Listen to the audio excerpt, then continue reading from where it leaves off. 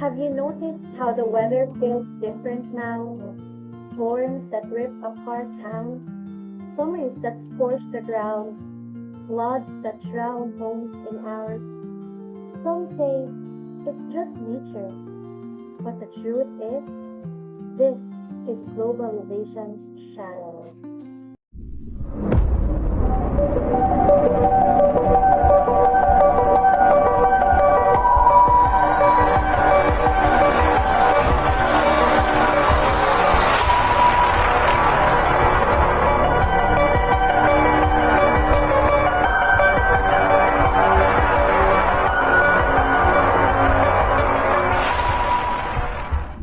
We live in a world where the actions of a few powerful nations decide the fate of millions.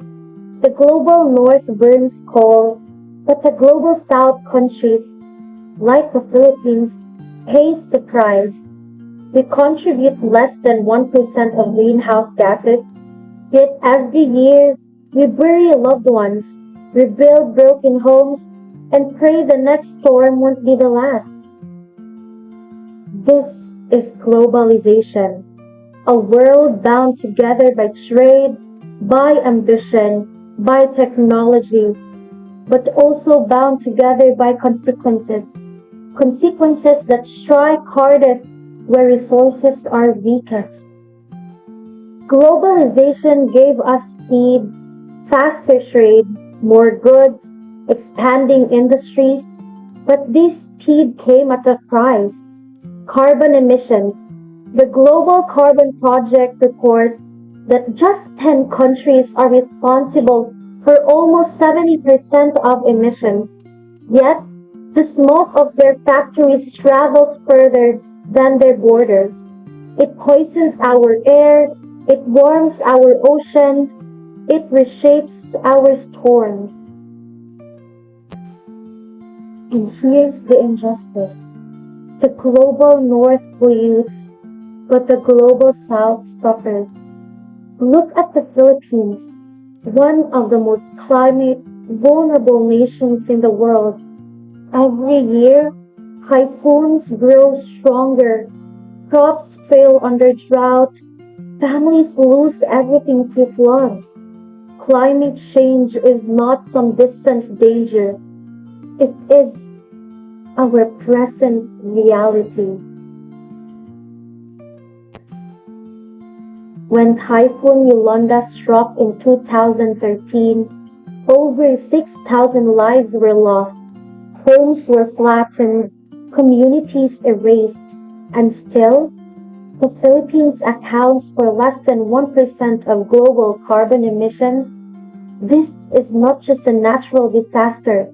This is global inequality made visible.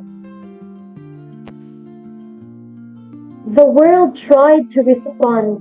The Paris Agreement of 2015 was hailed as a milestone. Nations pledged to keep warming under 1.5 degrees Celsius, but promises are easier than action. Wealthy nations still miss their targets.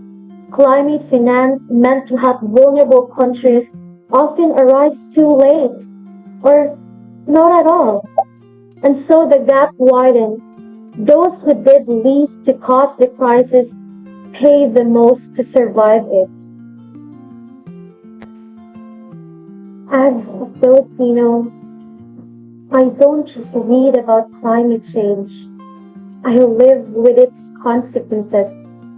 I've seen flooded streets, crops lost to storms, families forced to start over again and again. But I've also seen resilience, communities planting mangroves to fight rising seas, students marching for climate justice, families turning to renewable energy in small but powerful ways.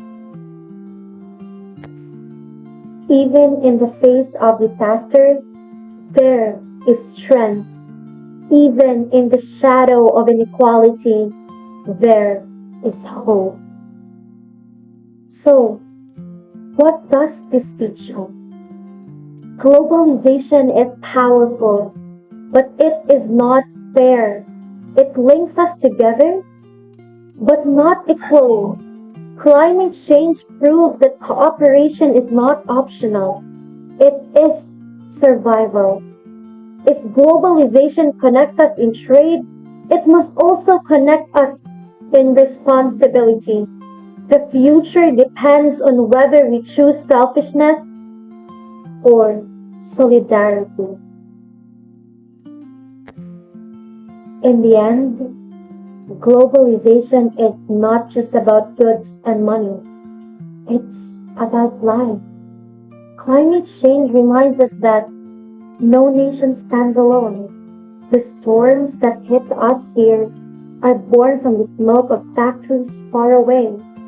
But if we can cause this together, then maybe, just maybe, we can also solve it together. Our planet is one, and it's the only one we have. Will globalization be our shame or our lifeline?